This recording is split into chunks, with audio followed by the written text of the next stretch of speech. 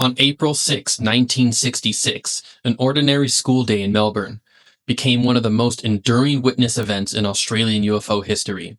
It happened in daylight, it happened in public, and it happened in the kind of setting where nothing extraordinary was supposed to happen at all. Archive Division, Episode 1, The Oval.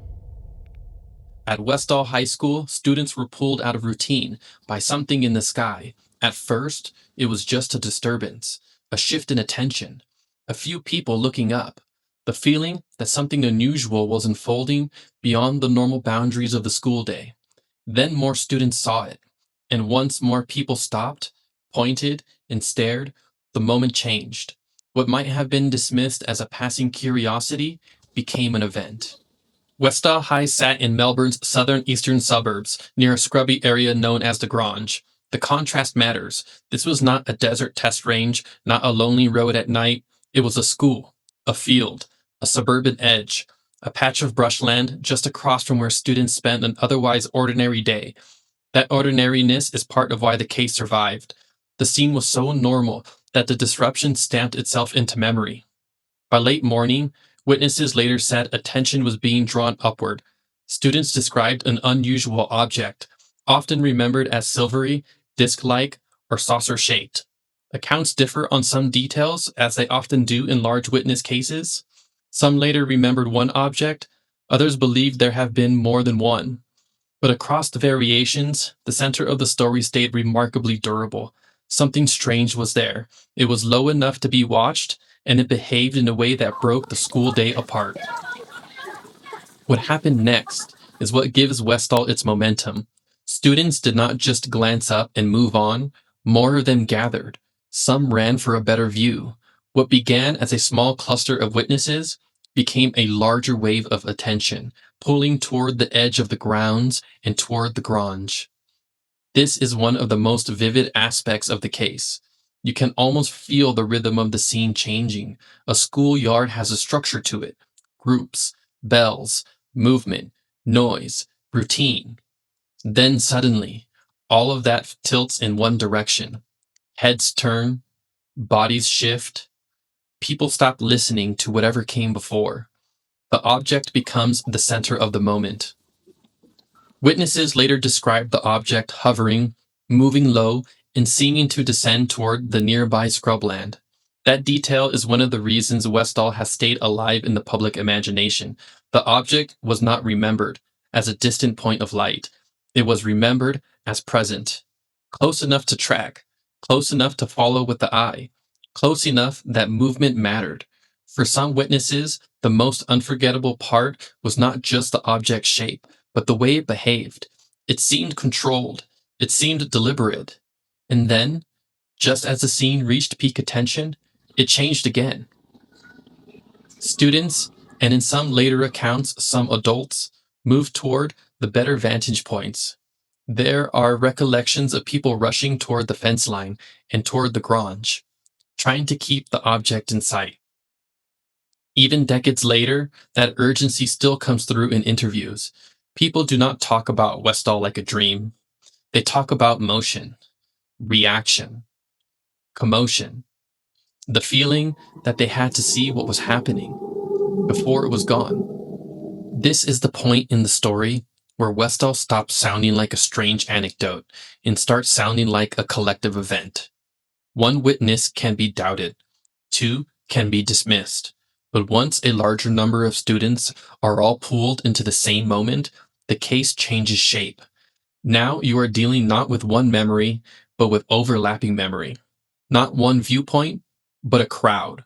Not one private impression, but a shared disturbance. That does not eliminate uncertainty, but it raises the threshold. And Westall has always lived in that space. Not perfect agreement, but durable convergence. Something happened strongly enough to pull a schoolyard out of routine. Something happened strongly enough that the memory held. Then came the departure. This part of the event remains one of the strongest features of witness recollection. The object or objects, depending on the witness, did not simply drift away like an ordinary aircraft passing overhead. Witnesses later described a rapid exit, a sudden movement, a dramatic disappearance. For many, that final burst is what sealed the memory. That event did not fade out. It snapped shut.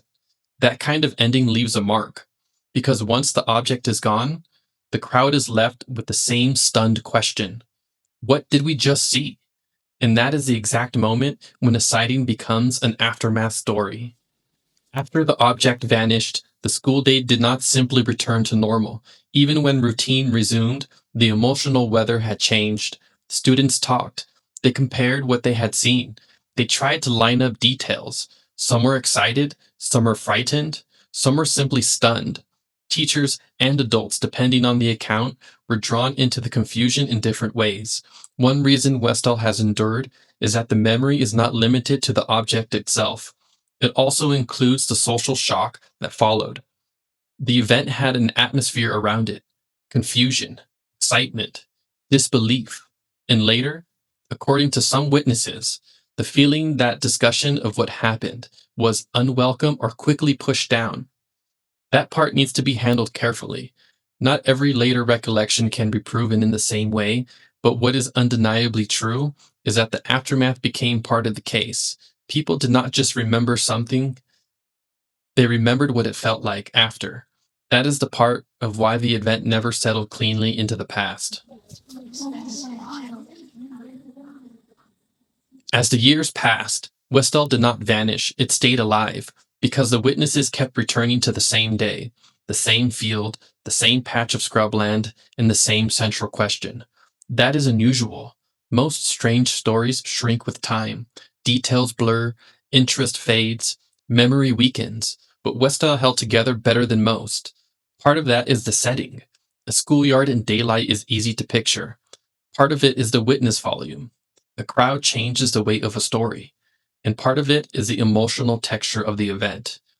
It had surprise, motion, confusion, a possible descent, a sudden departure, and an aftermath people still felt decades later. In other words, Westall had a narrative shape strong enough to survive. And that is where the meaning of the case begins, not in overclaiming, not in pretending the final answer is already known, and not flattening every witness memory into one perfect, seamless account. The meaning of Westall is not that it proves everything. The meaning is that it refused to disappear. This is a case rooted in daylight, public space, and many witnesses. It entered memory with force, and it stayed there. That alone makes it important. Because archive division is not built around the loudest stories, it is built around the stories that remain, the ones that survive: skepticism, time, and the erosion that usually swallows extraordinary claims. Westall remains one of those cases. That is why this is where the archive opens: a normal school day, a crowd of students, an object over the oval and near the Grange, a rush of attention, a sudden departure, and a question that never fully left the people who were there. Not because the case gives us a final answer, but because it stayed alive in witness memory, public discussion, and the historical record. This is Archive Division, Episode 1, The Oval. The file opens.